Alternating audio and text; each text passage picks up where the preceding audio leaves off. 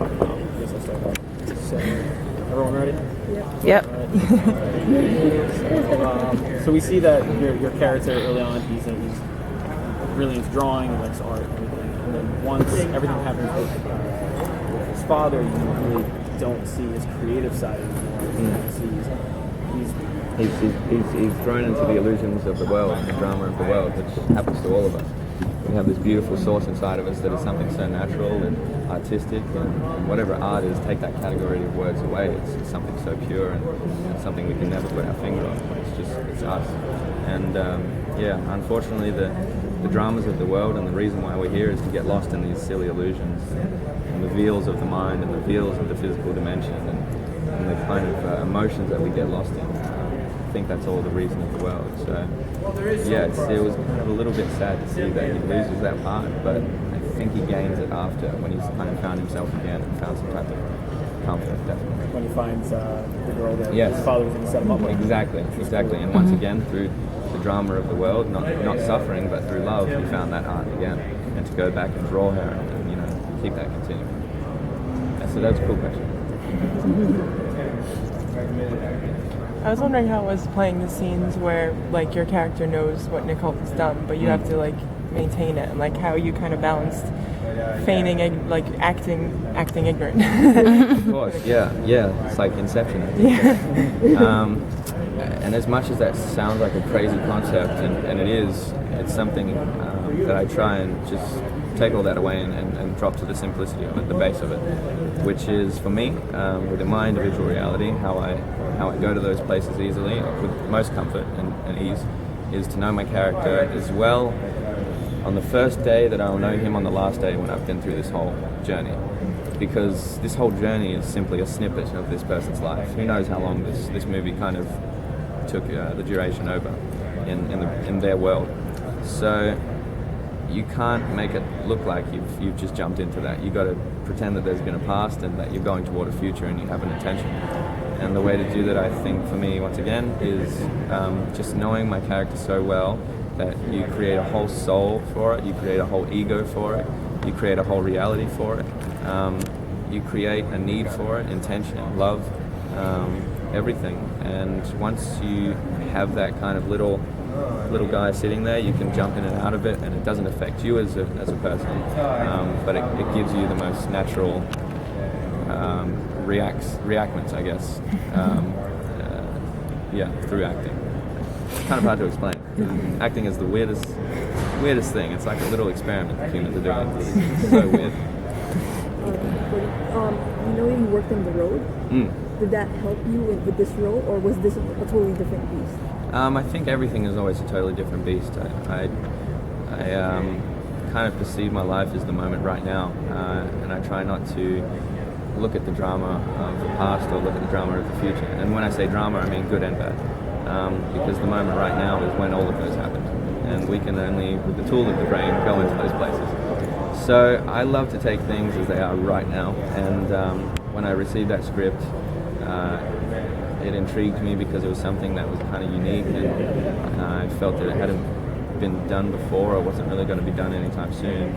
And I think if you told someone that, I just did a futuristic western, their mind would flourish into some ridiculous cowboys versus aliens thing. But I think this is such in a hard way, simple, through the attention to detail, he's made it simple and something so genuine.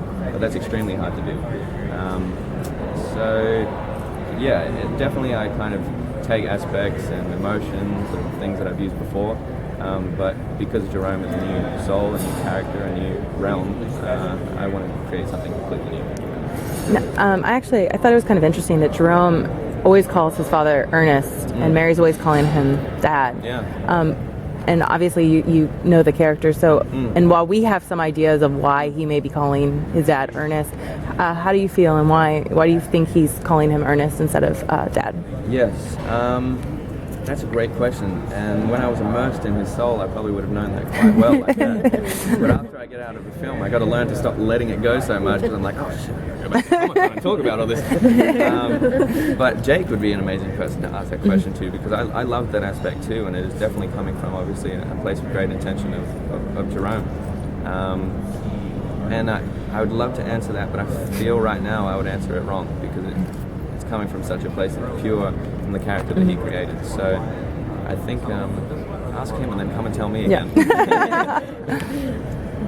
I saw you were doing True West as well. Where did that fall? Did that fall after or before doing this filming? I think that was that was after. And the funny thing is that they're both set in Colorado, and yet we filmed one in South Africa, and Slow West was filmed in New Zealand. So tax makes people run around quite crazy. But yeah, that was quite the different, diverse film. It's set in the 1800s, and I play a kind of royal Scottish boy who falls in love with a woman who works on the land his mother owns, and she ends up having to flee to Colorado because there's a bounty on her name for something that she didn't do. But because I love her and I have the ability with all my riches to find my true love, I kind of go on that journey, and I go to Colorado, which is quite different from Scotland at that time, and it's actually the true Western world in the 1800s. And so it's kind of about the journey with Michael Fassbender going through that Western crazy world together, finding my true love. In the film, there's like a real absence of law enforcement. It's really, you know, you kind of New World Order you got to do. took over. Exactly. So, do you think your character would have still like done the revenge against Flynn if there was law and like the surrounding area, like where you can just, I have the proof he did it? Would you? Rather, I wonder. Yeah, that's a good question. I think though definitely the environment that we're in, that he knew he could get away with it, was something that helped hugely. I think being in the world that we're in now, that is more controlling every area that we're in rather than the borders, you'd be having trouble getting away with it. Because right now, in this arc of our evolution, we're still juicing the world of all its resources and its elements, and we're going to continue doing that in everyone's business, making them think they're free until all of that's gone in this world of young ones. And now you see that there's no resources that they can take from anyone, and nothing to gain from infiltrating people's privacy anymore, because there's no water and the natural things that are dwindling. All they care about is what they have and the borders, and it's all about control now, and controlling the masses and just continuing the momentum of control. So yeah, I don't know if he would have got away with it in this world, but definitely that world, which is in a way more controlled but less, because they don't really care for us anymore. Not that they care for us right now, but they care for what we have. Are you an environmentalist? Do you, refuse showers? Totally, I'm really dirty right now. No, I research like quantum theory, quantum physics, consciousness, and through that I found great truth. And through the great truth, it kind of led me to things like political research, health, and the universe and our world specifically, and the best ways to treat our world. And I've, as a youthful 1% within our whole generation, I see that all of us are kind of becoming more aware of what we should be doing rather than what we are trying to be doing right now.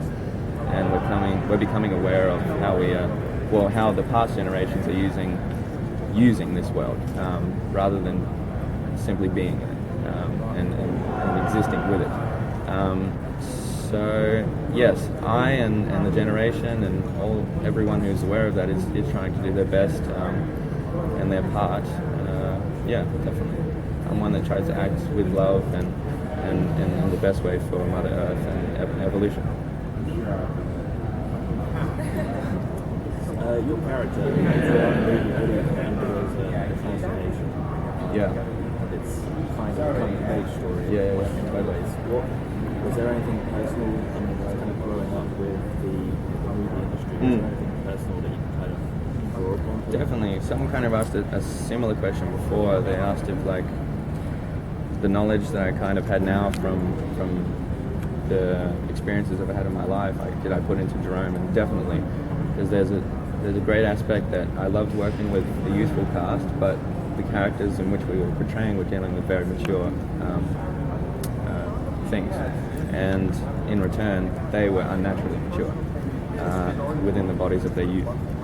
So yes, I can see that kind of resonate to me, and not through an egotistical way at all, but I'm completely aware that I've had experiences that not a lot of other children have had in this world, and I'm absolutely grateful for them because they've brought me the wisdom that I have now. And I explain it as kind of a false wisdom because I'm still only 18, I'm a baby. It's almost like a cup called wisdom, but when you fill it up, it is that. So yes, I can understand things better, and through the kind of intellect I have now, I definitely put that into Jerome. It's something, a part of me that I wanted to put in, definitely. The relationship between Jerome and Mary, there isn't a really good relationship between them.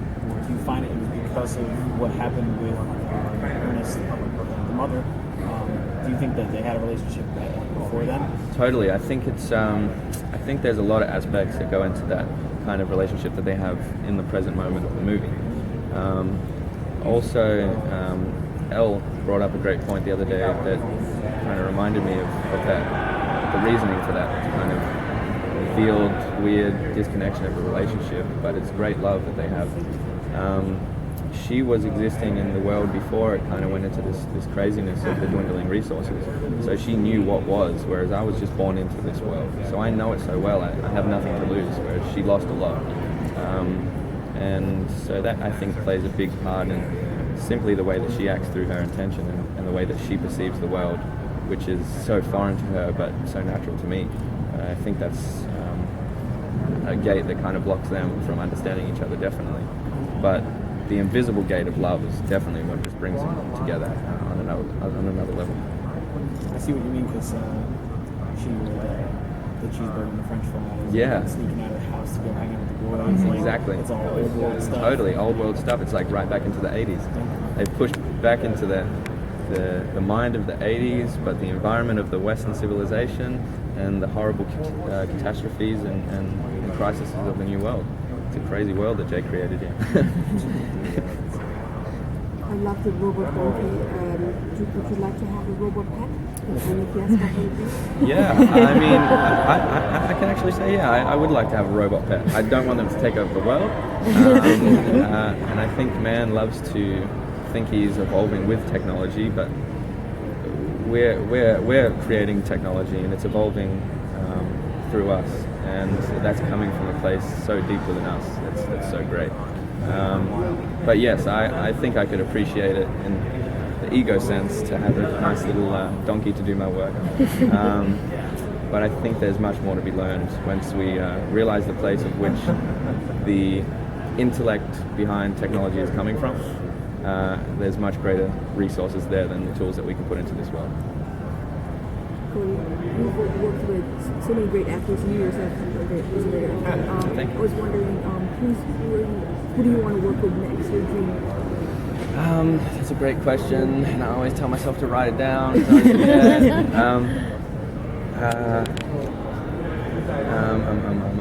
Let me think.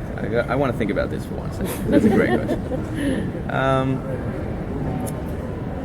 I want to work with a lot of comedians because I really appreciate their work, and I kind of submerge myself in this dramatic world, but I do have a great desire to do comedy as well. I love Seth Rogen, James Franco's great.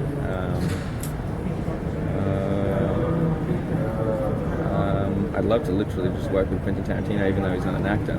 I'd love to work with him. There's a lot of people I appreciate, but yeah, I can't really recall them right now.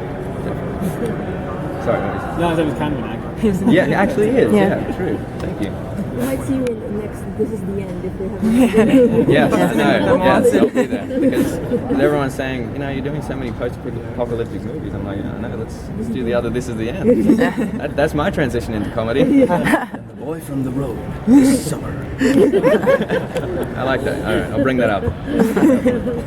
Do you get to experience Comic-Con at all when you're here, because you had to do press, in New York in general? But This is like I think the third time I've been to Comic-Con, not in New York, but in California. I've been twice, and I can say that it's definitely a much more relaxed environment, and I feel a bit more accepted because it's kind of run by the youth, and kind of the fun, kind of childish side of life, which is something so pure. I think we're all babies, and that's what makes you feel comfortable here. It's cool. It's not so serious as sitting on a stage and in front of critics and kind of feeling like you're being judged. I definitely feel more of just immersed here and having fun. And as much as I don't get to kind of walk around and just for recreation, it's still all kind of recreational to me. I get to walk around and see the costumes and stuff. It's actually really a lot of fun. I always look forward to coming here. So you put in the floor and the mask. I wish. I love costumes. Hey, apes. Dawn of the Planet. Yeah. We don't need motion capture on the next film. Save us some money. I'll give that to Andy Serkis. Put your emotion through this. Is that a bee in my hair? Random question, like for the video game Twitcher, would you ever, and how in video games they do motion capture now? Oh, yeah. Are you interested? Like Ellen Page did Beyond. Totally. Souls. Would you be interested? Oh my God, yes. I would love to do that. I love the idea of motion capture, and especially after I saw it portrayed literally in front of me by all the amazing actors on Planet of the Apes. It was something that hugely intrigued me, and it just kind of penetrates another boundary of which you would look crazy if you were just acting as a human. But it's a place where you can go to that I'd definitely love to go to. I'd love to play monsters. I'd love to play apes. I'd love to play even just normal characters in a game. That would be awesome. I love that that's opening a whole, we've taken a quantum step in acting and everything in technology with that aspect. So yeah, I think that holds a lot of really cool things for us, definitely.